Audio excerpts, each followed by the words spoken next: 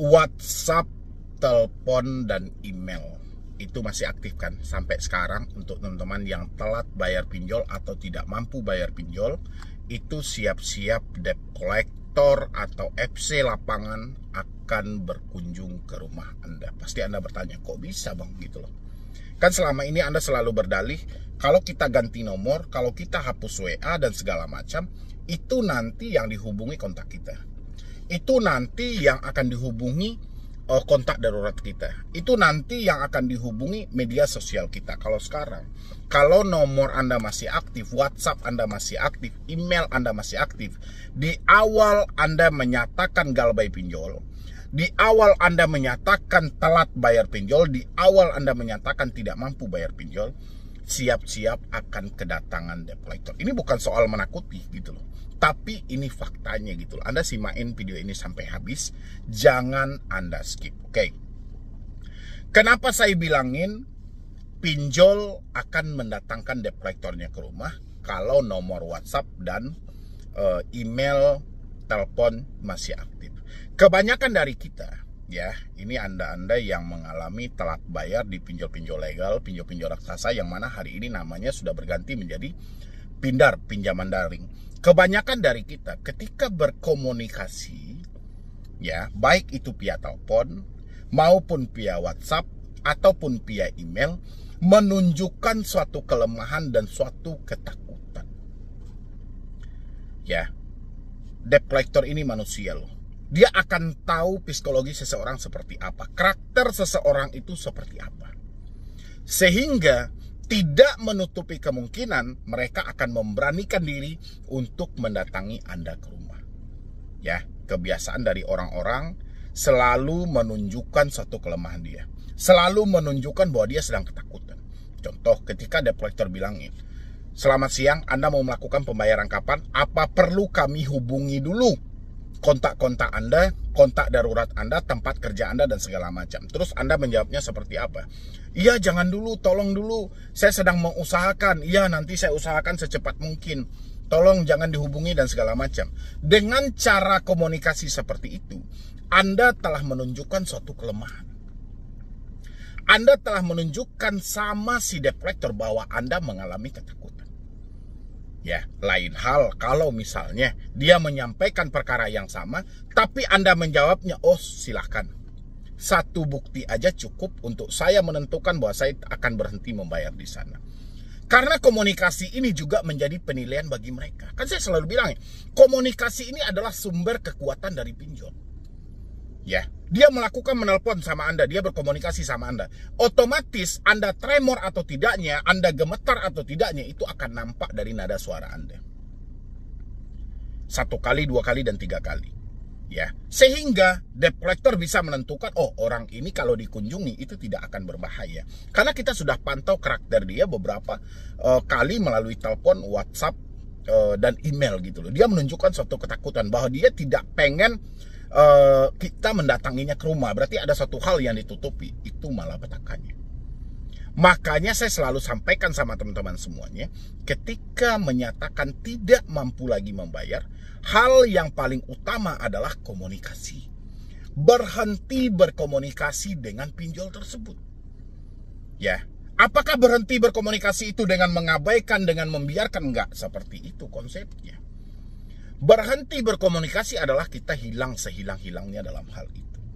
Telepon tidak bisa dihubungi, WhatsApp tidak bisa dicat lagi, email juga tidak bisa dihubungi. Kita hilang dalam hal itu. Ya, kalau Anda berpikir ketika kita mengganti nomor nantinya malah kontak kita yang dihubungi, malah kondar kita yang dihubungi, itu pemikiran Anda sesat gitu loh.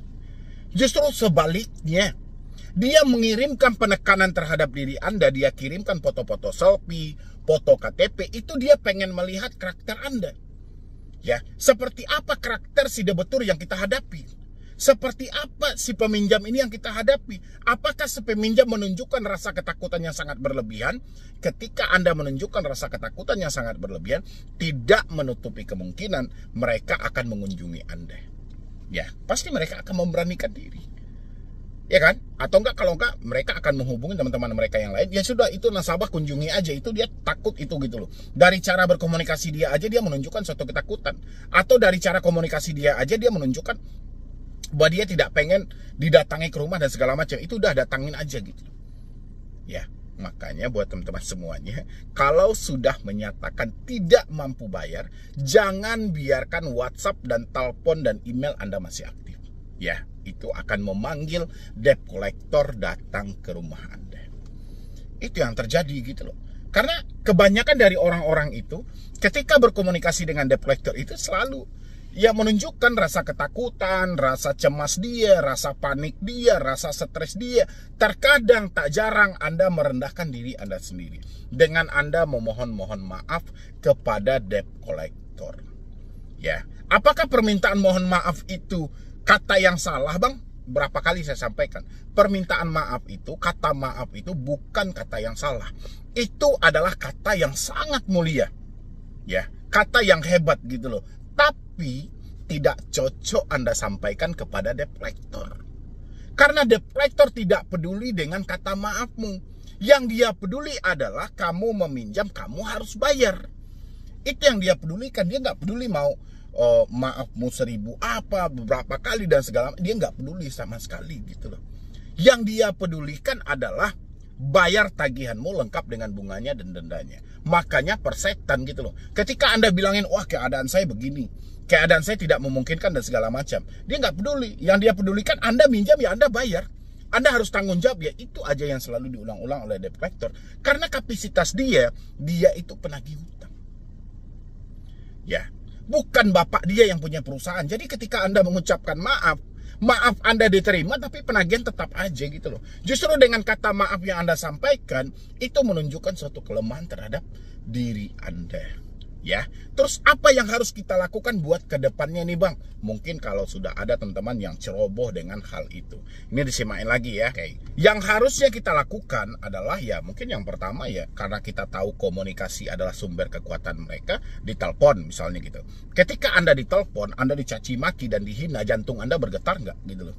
Pemikiran Anda stres nggak? Berarti sumber masalah Anda ada di telepon tadi. Ya, dan ketika Anda membiarkan komunikasi ini terus berlanjut dengan debt collector akan menemukan titik kelemahan Anda.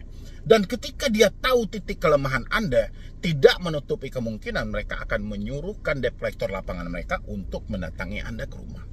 Jadi hal yang paling pertama adalah putus saja komunikasi Anda, hentikan drama yang ada.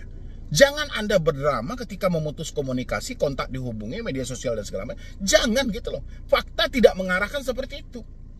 Ya, zaman sekarang ketika ada debt collector yang menagih, itu hanya gertakan aja lagi gitu loh. Karena dia per individu itu aja. Ya, kalaupun dia menghubungi kontak-kontak darurat Anda, itu berdalih ya mereka mengingatkan dan segala macam gitu loh.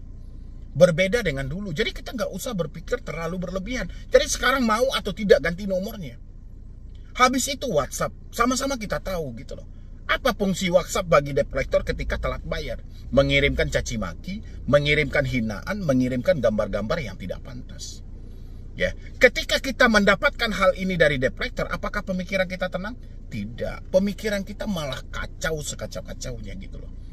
Makanya dari itu, WhatsApp juga tidak layak sama sekali kita biarkan, kita pertahankan komunikasi tersebut di tengah situasi kita menyatakan tidak mampu bayar.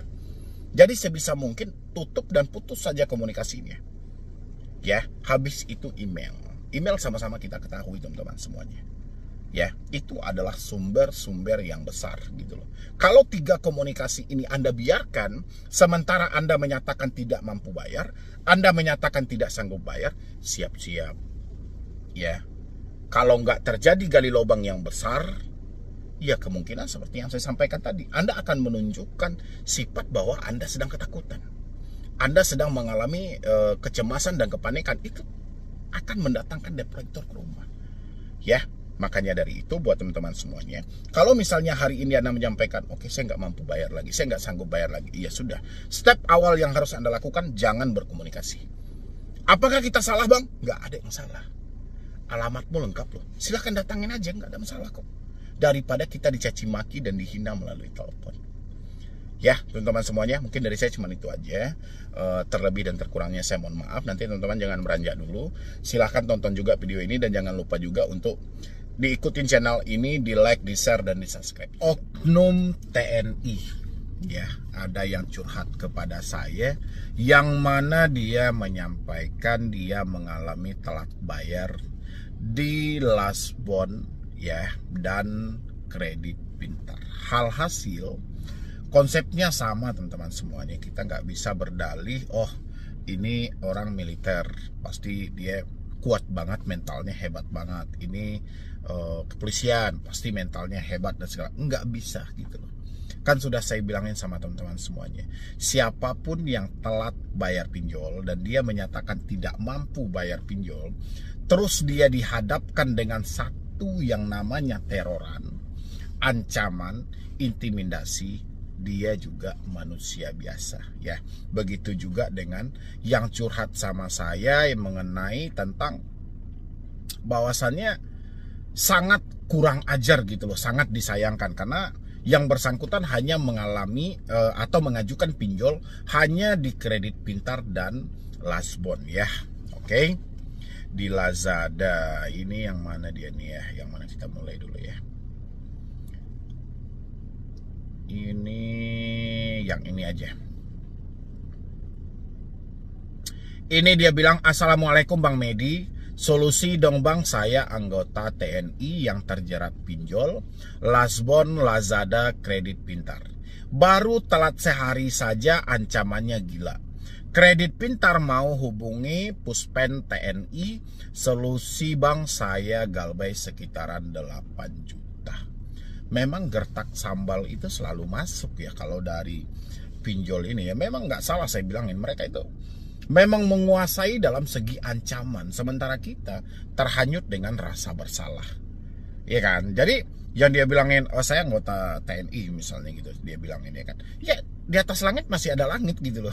Walaupun debt collector tidak bisa langsung sama yang bersangkutan, dia cari yang paling atas, siapa yang mampu menekan gitu loh, dia akan gertak di posisi itu. Tapi saran saya ini ya, mungkin mereka melakukan pengancaman, walaupun ini disampaikan telat sehari saja ancamannya gila. Kredit pintar mau hubungi Puspen TNI ya. Tapi mereka tidak pernah menyebutkan nama aplikasi. Oke, kita cari ya bukti-bukti dari hal-hal tersebut ini. Aplikasinya sudah jelas saya galbay di Lasbon Lazada, nggak ada pinjol lain Bang selain itu. Email tagihan pun jelas dari Lasbon kredit pintar. Oke. Ini dia ulang lagi ya, hari berikutnya dia ulang lagi sama saya di sini. Selamat siang Bang Medi, mau tanya apakah pinjol Lasbon, Lazada dan kredit pintar bisa lapor ke TNI? Saya anggota TNI yang terjerat pinjol. Ya sebenarnya mengalami rasa takut juga gitu loh, karena psikis dia juga terganggu, batin dia juga terganggu karena rasa bersalah tadi. Jadi saya bilangin, cocok kan saya sampaikan sama teman-teman semuanya. Kalau menyatakan tidak mampu bayar, hal yang paling pertama kita harus atasi adalah telepon, WhatsApp, email. 3 hal ini tidak bisa kita anggap main-main gitu loh. Karena penyumbang kepanikan terbesar ada di poin ini. Ya, kita kepanikan dan ketakutan contoh kayak ini. Dia dilakukan pengancaman mau dilaporkan ke Puspen TNI misalnya gitu kan. Itu melalui apa? WhatsApp kah atau email kah? Pasti melalui komunikasi. Berarti yang bermasalah di komunikasi ini. Ya, terlepas dari apakah ini benar, apakah ini tidak benar atau segala macam. Yang jelas yang mengganggu itu adalah WhatsApp tadi.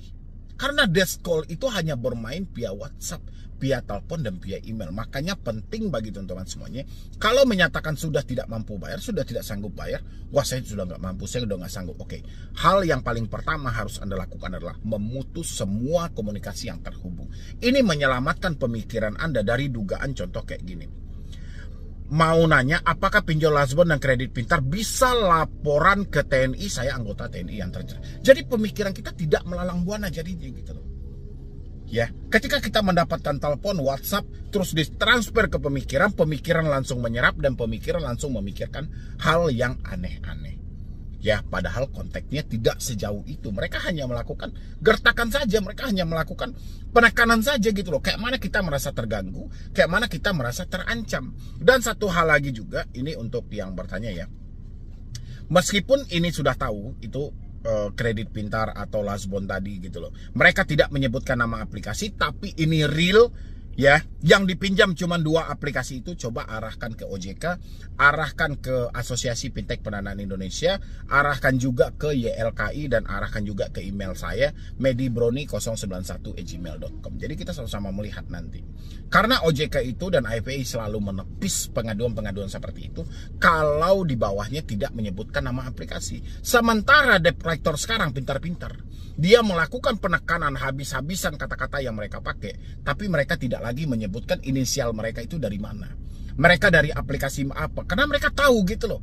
Karena kalau dia menyebutkan nama aplikasi, dia pasti kena dari OJK. Tapi selagi dia tidak menyebutkan nama aplikasi, OJK tidak akan menindaklanjuti dari laporan tersebut. Itu kepintaran mereka gitu loh. Jadi seakan kayak ada sandiwara di dalam hal ini. OJK keluarkan POJK nomor 22 tahun 2023 ya, bahwa tentang larangan dari penagihan kredit yang segala macam. Tapi di satu sisi, pinjol dipersilahkan untuk melakukan pengancaman dan penekanan asalkan jangan pernah menyebutkan nama aplikasi. Seakan-akan konteksnya seperti itu gitu loh. Ini mana dia ya? Oh iya, di sini. Dia bilangin apa ini? Tapi mereka udah tag IG. Oke, kita tengok dulu. Selamat pagi, izin laporkan kami sedang lakukan apa ini? Melakukan pencarian orang berikut nama, nick, email, umur, pekerjaan, domisili. Tolong ditindak untuk salah satu anggota kalian jika beliau masih tidak mengembalikan uang yang sudah digelapkan, kami akan proses. Nah, ini kan bahasa-bahasa mereka yang seperti ini biasanya dari petinggi-petinggi, baik itu petinggi dari TNI atau Polri. Mereka sudah sangat paham gitu loh. Ini kan sama aja dengan phishing, proof dan segala macam gitu loh. Jadi ini hanya dilakukan oleh orang-orang yang tidak bertanggung jawab. Mereka kan secara spesifik tidak menjelaskan mereka dari mana gitu loh. Ya, jadi saya rasa buat teman-teman yang mengalami hal yang sama seperti ini, atau untuk yang bertanya pun, nggak usah ada suatu kekhawatiran yang terlalu berlebihan. Ya, nggak usah terlalu berlebihan, karena di sini juga cacat nanti dari pihak-pihak TNI pun juga bisa mensaring apapun yang mereka tampung gitu. Nggak mungkin semuanya akan mereka tampung semuanya dan mereka tindak lanjutin, enggak gitu loh. Ya. Itu kan tinggal dijelaskan aja mereka dari mana gitu. Jangan-jangan mereka mengada-ngada dan segala macam. Kan mereka tidak menjelaskan secara spesifik mereka ini dari aplikasi apa, duit apa yang digelapkan, dari perusahaan mana, kan itu harus jelas gitu loh. Ini kan cuman gertak sambal aja. Cuman karena kita itu sudah kelebihan kepanikan tadi, sudah rasa cemas itu sudah terlalu lebih di dalam hal itu, ketakutan sudah terlalu lebih, sehingga kita tidak melihat lagi celah-celah yang cacat dalam hal ini. Ya. Habis itu, ini saya bilangin,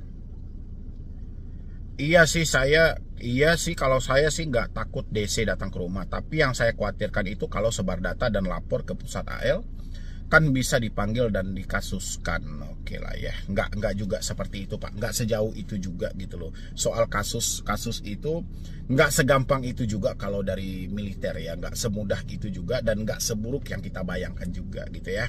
Insya Allah itu akan baik-baik saja. Ini kemarin saya sempat minta izin ya, saya bilangin saya mau bikinkan videonya, saya mau angkat ini jadi video. Beliau mengizinkan, silahkan, tapi tidak menyebutkan kesatuan. Oke. Habis itu di sini, oh ini hal-hal biasalah.